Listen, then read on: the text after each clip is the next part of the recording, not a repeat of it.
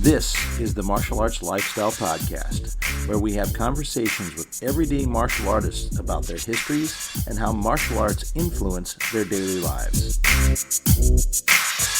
You are listening to the abbreviated version of this podcast, which is the first 20 minutes or so of the show. Please consider supporting the show by subscribing on our Patreon page, www.patreon.com/MALMAG, and for about the price of one coffee shop coffee per month, you can get access to 4 new podcasts each month, 1 week before their YouTube release dates.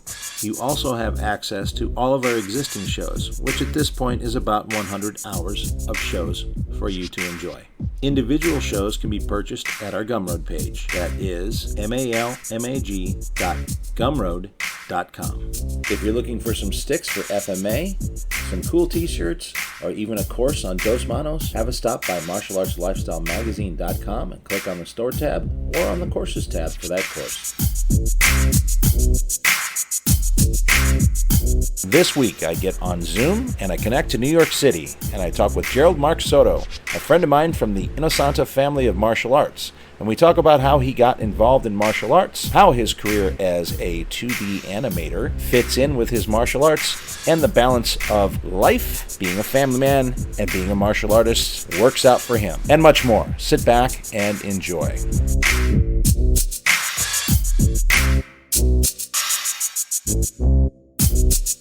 Welcome to Martial Arts Lifestyle Podcast, and today I'm connecting through Zoom to New York, which is kind of a popular place for martial artists, as I've interviewed several from here, and it's because I've had the fortunate life to sort of be connected, obviously, to the Inosanto larger family, and have a lot of these great folks from New York come in and visit us during the year, and this is Gerald Soto. So welcome to the show. Thank you. Very kind for you to invite me onto this this forum, this cast of merry people. Cast of very merry people. Yeah, it's getting to be quite a few. I'm trying to think. You might be like 105 or something like that. 106 episode, I think, at this point. Very cool. Yeah. So it's it's been a nice endeavor for me and a great project. I just like the idea that I get to sit and chat with people that I see every once in a while and get to know a little bit more about them. And maybe other people like the show. I hope so. Anyway, I'm sure you're doing something right. Definitely. Indeed. Well, shoot, we've got you up late because it's like 7 o'clock my time. So I know it's like almost 7:20 my time. So it's like 10:20. Are you a night owl?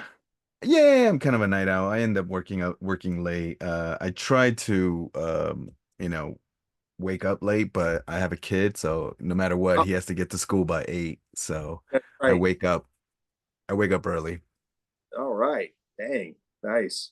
Well, that's good. So we can talk a little bit about balancing family and martial arts too, which is, I think, kind of a common theme with a lot of folks that practice these days. I think the older you get, it definitely gets down to that. I remember my teenage years when I didn't have to worry about that, and I was just spending 5 days a week at the gym, at the school, just working out from like 10 a.m. to 10 p.m., not worrying. I didn't even know if I had enough money for food. Like it didn't matter. I just worked out. Dude, you could do that once a day. You'd be all right. Yeah, calories. There was like a Chinese takeout spot at the downstairs, but yeah, back in the days, like I used to start training in the 90s, and we were on well, maybe I'm jumping ahead too far. Why don't you commence with your usual questionnaires? All right. Well, usually I have you start at the beginning. Yeah, that wasn't the beginning. Okay. No, that's okay, because I mean you're kind of hitting an interesting topic that we can hit, about how you could train when you were younger and how you could eat, and we'll get into that. But let's get into the origin story. Let's get into the how, what, why, when, and where is your involvement in martial art, how you started it. I mean, I think for most people, I think my age, and if they grew up in the States, your love for martial arts started with like Channel 5 for me, which is like Fox, like Kung Fu Fridays or afternoon Kung Fu movies. Kung Fu. Yeah. That's where it first started, and I just kind of fell in love with it. So I started noticing the difference between like Kung Fu and the Karate Kid, the movie, and then I was just like, Oh, there's some differences here. But I started trying to explore the ideas of like what martial arts are, and then like, looking for more films, and that's when I stumbled upon like Jackie Chan and Bruce Lee, and I was just, I was enthralled by the visuals and the physical feats.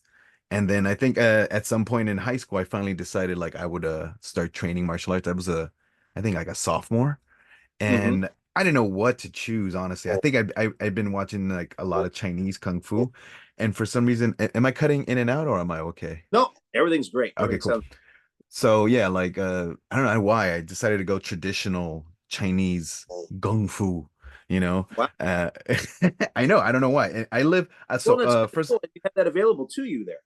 I know, so the thing is I live in Manhattan and I Okay, so grew you up, grew up in New York, so you're talking about the most populated city practically on the planet, next to like yeah, Tokyo and Moscow and Beijing. pretty much can find anything down here. Yeah, you find it great. So New York City, I grew up in New York City, uptown Manhattan, and my school was in the South Bronx, like my high school. And then I don't know why, but I just started looking in the phone book for like martial arts, and I just found the one that sounded like the Oh, we know most, you're an old guy. Looked in the phone book. Oh my God, young kids listen and go, "What's a phone book?" yeah, the yellow pages. Oh Yeah, no, no, not yellow pages, the white pages. Right. You had to yeah, get two of them.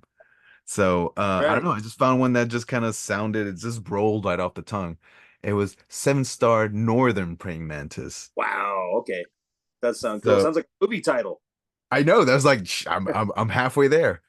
That's right. So I show up and I mean it looked like what I saw in movies, like everyone's like it was a t-shirt, black kind of like thin like jogging kind of pants, slip like the slippers and the sashes, no belts. It was sashes, Yeah, so it was very Chinese.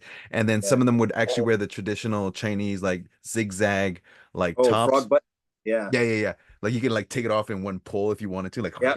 it's the coolest part, but so yeah, I just decided to sign up. I was like 15 and I was just like, and it was, I didn't know what martial arts training was, and it really just comprised of just forms, learning forms and building stamina with like holding positions. Like it's just like what Jackie Chan was like in Drunken Master, like hold the bow and arrow stance, and like Right.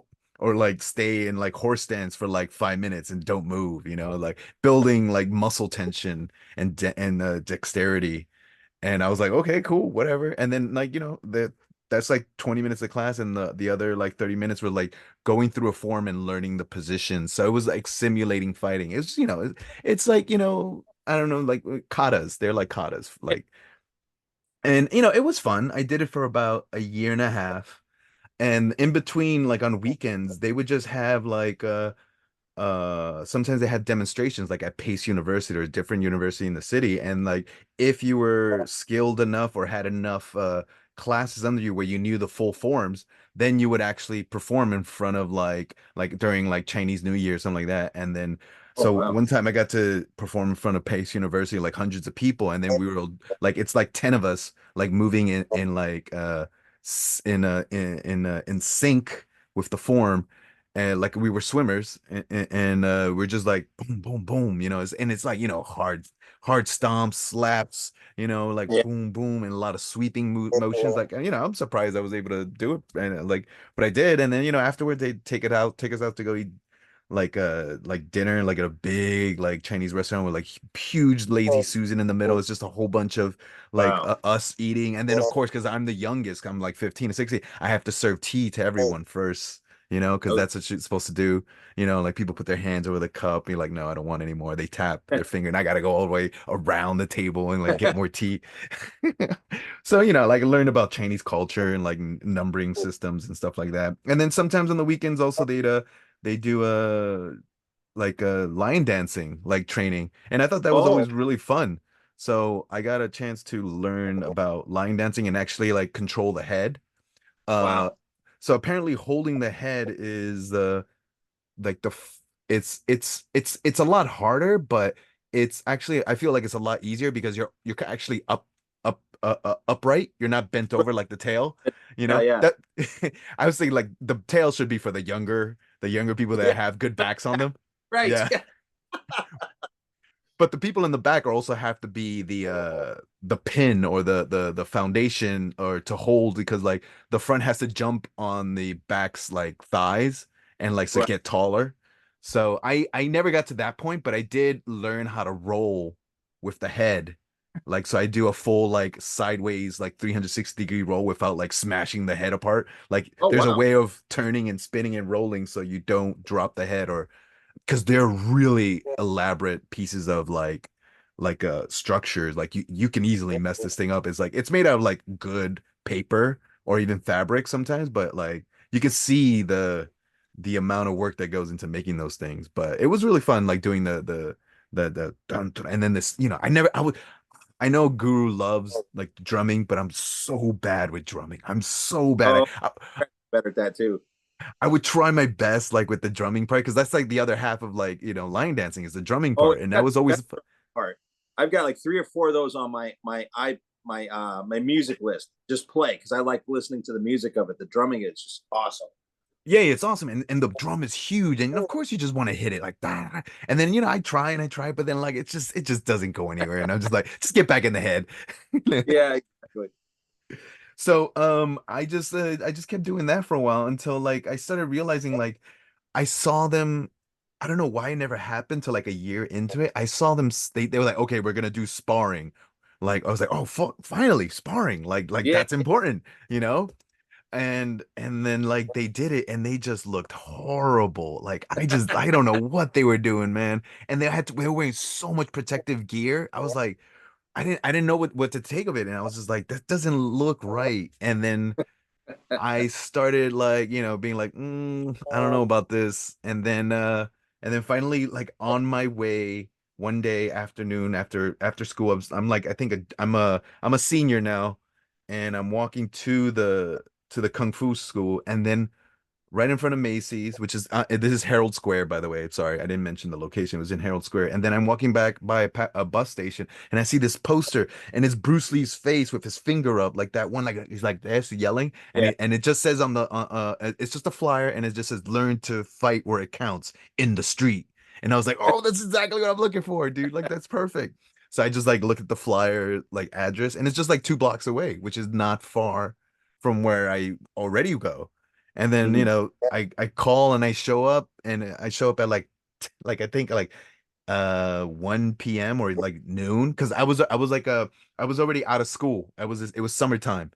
So Okay. I just yeah, so I'm like waiting to go to college. And I'm gonna go to college in at the School of Visual Arts, like an art school. It's in Midtown as well. So everything's kind of Midtown luckily for me. And I go and like they give a free introductory course and for like JKD Collie and they show me the like they give me like a 30 like a 20-minute like introductory and I'm just like oh and like the first thing they show you punch kick like you're using sticks and then they go like okay now we're gonna show you like the like empty hands trapping like what you need to know how to like keep yourself safe in the street and then he instantly shows me like headbutt knees and elbows like Yeah. and I was just like, oh my God, like this is amazing. Like this is like, oh, you got to use your elbows, the strongest part of your body. You don't have to work them out. You just got to learn how to throw them. And then like I was just sold right there. And I was like, and he told me like, hey, if you want to stay and take the rest of the classes, you're welcome to stay the whole day. And I didn't leave till 10 p.m. Like I was there for like 10 hours. Like I took every Wow. single class. And then the day that night I got home and I was laying in bed, I could feel my body vibrating from Hmm. because it's never moved so much. Cause like in that day, I right after that introductory course was over, I started hitting the bag like kicking it because he showed me how to do a tie kick. So I don't know, I Yeah. kicked it like 200 or 300 times, and then then kickboxing class started, then a Kali class started, and then after that was I don't know why, but like there was a Muay Thai class. So there's a kickboxing class, then there's a Muay Thai class, then there's a Kali class, and then there was a Jeet Kune Do class. So I took like those 4 classes, and like it's I got home, I was just like in shock. My body was shocking. It was tingling like and I was like, yes.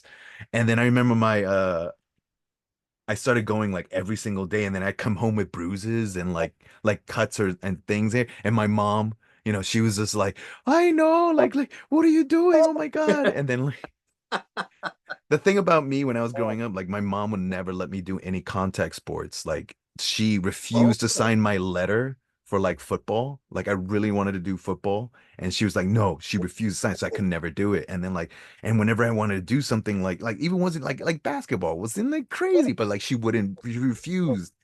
And I don't know what it wow. was. I know it's I was like craving like, I guess to be like bruised or something. I don't know, but like when she started saying the same thing when I was like, no, not this time. Like I'm 17. I'm Yeah. gonna be 18 like soon. Like You're like, this the is hell, real. this is I'm real, living some yo. real life finally. I'm putting fingers in people's eyes. Like this is real. And that school was like Dan Anderson School in New York City. It's like there was no other Jeet Kune Do schools in New York City, like New York City, like proper, like Manhattan. I know there's a school now in like Queens, like New Breed, but like everyone says, oh, it's in New Breed. You can just go anytime. If I go here to New Breed, it'll take me like an hour and 45 minutes to get there. That's how Yeah, far, and this is with the train. And with a car, right, it'll probably take like 35 minutes. It's like so deep into Queens. It's like it's only for Queens people. It's like I right. can't, it's out of my reach, you know? No, we have the same sort of translation of stuff here in LA. I get it. Where you look on a map and you go, "Hey, that's not far." You're like, "Yeah, there's like 3 million people between me and there, and there."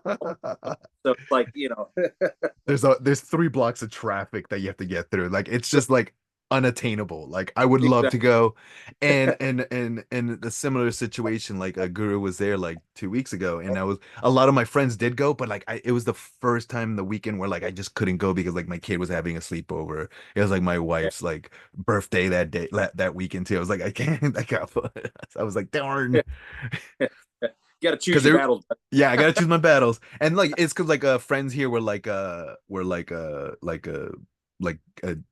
carpooling there. So I was like I could have gone if I could have, we're gonna drive. It's like they were really meaning to go. And I missed the Eric Paulson seminar too, but it's fun. And now we have more Jeet Kune Do schools here in New York City, which is great, which is like two of my other friends that I came up with at Anderson's at dance school, and now like they have their own schools in New York City. So it's JKD is growing and building more in like Brooklyn, like downtown New York City, and Yeah, yeah, it's fun. But yeah, I mean like I just started when I was like 17, and like I just that whole summer I was a kind of like a chunky kid, like a little chunky, like, and then right. like I just went I became like skinny as a stick. Like Yeah, I mean, what do you yeah, expect, like training like 8 hours a day? Just oof. And like starting out the first year, I even I don't know why, but like all of a sudden, like who was it that walked through this school? It was um Machado, the head of the Machado system, the one that trains the super the all the celebrities. Oh, Hegan. Higgin just like came in and just like gave a seminar. He had just freshly come from like Brazil, and he's just stopping in New York City, and Higgin is just there. He's like so big compared to his other Yeah, brothers. But yeah, like two of them were there, and they were just like they just gave like our school was tiny. I don't know why they even came here. I don't know what kind of deal happened, but Marco Santos, I used to train with Marco Santos, and he's a mhm. Machado brother, and then he just brung Higgin over before he was gonna go to California. So I got a chance to train him when I was like 17, like in 1997. Yeah. And yeah, it's so funny. Like it's like, whoa, okay, cool. And along the way, like other like instructors came for like seminars, like uh uh Mike Brewer. I remember Mike Brewer coming. Um oh gosh, what was it Daniel? It was like Sifu Gibson, Terry Gibson's like Terry, what was that? Terry Gibson. Yeah, Terry, no, no, not Terry. Unfortunately, the year I started is the year that Terry Gibson passed away. Okay. So I never got a chance to meet him. I did get to meet Simo Gibson. She came to do a couple seminars in New York City Oh, nice. because that was Dan's like instructor, Dan Anderson's instructor. Oh, wow. I didn't know that. Wow. Okay, that's cool. And I kept forgetting like when Simo Gibson moved on, she left the school to this Oh, guy. yeah, yeah, yeah. Oh gosh, it's slipping my mind too. I know who you're talking about. Yeah. Nice, like he's a Yeah. really Awesome. cool dude. Like yeah, Yeah. I trained with him. He came so many times to New York and did a lot of seminars there too. He's a really straight cool dude. I really liked him. He was really nice. And Yeah, I mean, this is like the first, so the first 4 years, like before I graduated college, so I was like intensely doing martial arts. I even started like I became an instructor under Dan like within like the year because I was just there so much and I Right. absorbed. I'm like, I don't know if this is just like my personal like attributes, but like if I see something, I can do it. Like monkey see, monkey do. Uh-huh. If I see the move, like I'll be able to do it right away. Like I can absorb it and just do it. And if I do it enough times, then I won't forget it. But like I can, I don't know. It always made sense to me. Like I can see it. And then that's why like seafood. I say seafood Dan, but like my instructor Dan, like when he would take me to the seminars, he'd make me watch because he wouldn't remember, and then I would like I was like, okay, he did this. His hand was over here. Like he pushed it past center line, and I was just really good at like visual memory. Right. Um, That's a no, that's a gift, man. I can so say. I mean, I think that helps because I'm so my main profession is a motion designer, so I'm a motion graphic designer. Uh-huh. Got it. So Okay. maybe it makes sense because like I'm an animation director, so I like my job is to like when a project like a commercial project like let's say some like Amazon wants to make Amazon Prime wants to make a music video like or maybe like Google wants to launch a new product, let's say that, and it's like their new phone. We gotta do all these like like animation videos of like how the phone works, like it in someone's hand and it like blows up and like all these like Yeah. icons come out. Like that's the stuff that I do, and then Gotcha. I have to figure out how many people, what kind of people we need, what kind of tools that are necessary to get that done within the amount of schedule and time. And if Hmm. it requires like, some type of execution that's never been done before, we got to do some R&D. So like that's like I deal with like motion graphics and I'm in a company with other super talented people. So I work in a team. So I do like the 2D animation. Then there's a 3D team, and then Right. there's also like a live action team if we need it. So like we all work together, and it all comes together like with visual effects and like we do short span work, which is like anywhere from like 15 seconds to 1 minute. That time. We don't do like. And this concludes the abbreviated version of the podcast. Please consider supporting the program by going to www.patreon.com/malmag and subscribing to the show. You can also purchase this individual episode or any individual episode at our Gumroad page. That's malmag.gumroad.com. Thank you for listening to this episode with Gerald Mark Soto. Next week I connect to New York City again and I talk with Yeti Dela Cruz. Our Malmag online store at martialartslifestylemagazine.com has a full selection of Timmy B's brand sticks for FMA and Krabiker Bong. Timmy B's brand now selling in Japan as well. Beautiful Timmy B's brand shirts and Dos Manos shirts are available with new t-shirt designs and more products coming soon. An online course in the Dos Manos method for FMA is available under the Courses tab. More courses coming soon. Check out the Places to Train tab to find schools near you, and click on the events calendar page to see what seminars and events are happening all around the world.